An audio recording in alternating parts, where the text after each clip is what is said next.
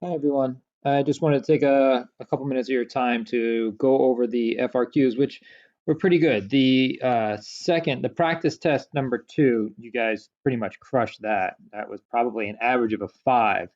Whereas the first one, there were a few more issues. Some of you forgot about circular motion. I would say that one, honestly, it squeaked in at 56% correct, which is just about a 4. So, man, it is what it is. But a couple things about circular motion, and of course, feel free to pause this at any time so you can write some of these things down. But like the most important concept is the net force is towards center. That leads to important free body diagrams. I mean, if you're drawing at the bottom of a circle, that means that the force towards the middle must be larger than the force of gravity usually. And then if you're at the top of the circle, gravity should be larger than whatever is pushing up. Like again, the net force should just be toward the center. Also, something very much missed is some of you added additional forces.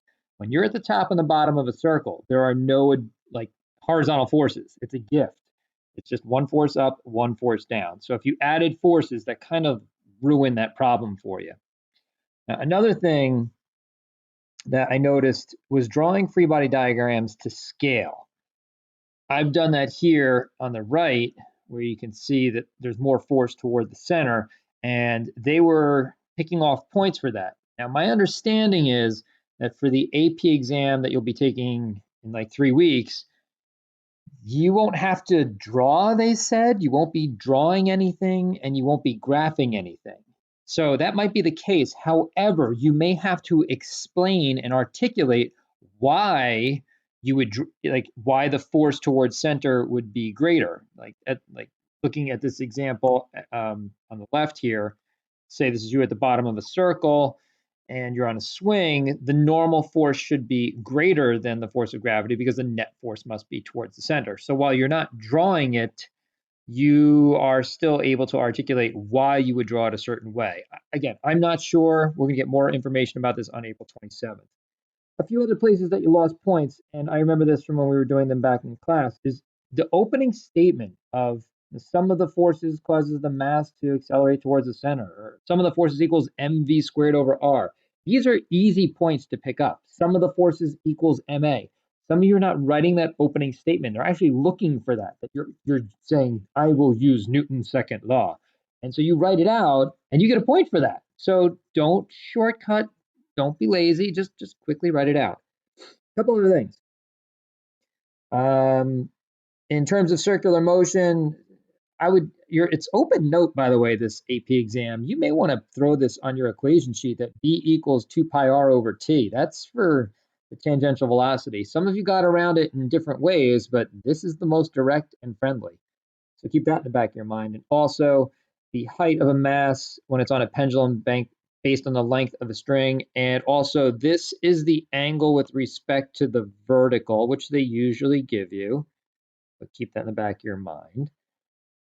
Also, when you're labeling FBDs, again, I don't know if you're going to be drawing on the exam, but you should, any general push or pull, please just call it an applied force, F sub A.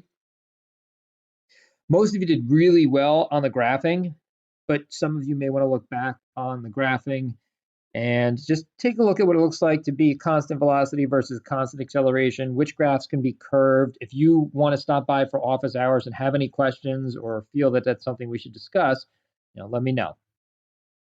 And then a couple last things here, and then that's really it. So my concern is that the short answer questions that you're going to be taking are going to ask you to basically explain things and articulate what you know.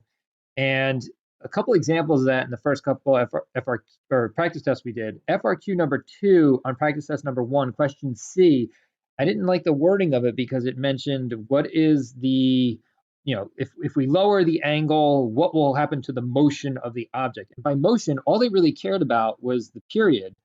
Some of you wrote really good stuff about how it wouldn't be as high, so the potential energy wouldn't be as large, and the kinetic energy would be less, therefore the velocity would be less. Like all these things were great.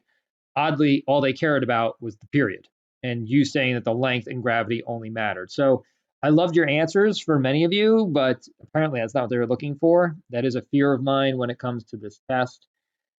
what exactly are they looking for?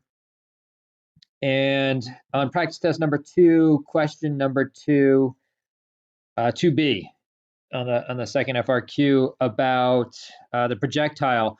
I liked your approach. A lot of you did math, and we've talked about that in class. It was a really, really good idea to start with math, but then you kind of just said, okay, it should be twice the velocity.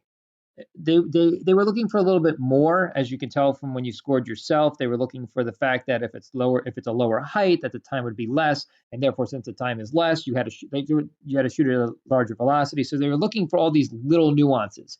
You also got 1 point for writing a paragraph-like response, so that was nice.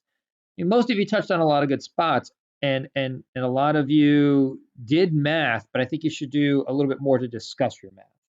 So that's about it, and I don't want to waste any more of your time. If you have any questions about these FRQs, then you know where to find me. Stop in for office hours or just send me an email and be happy to answer your questions.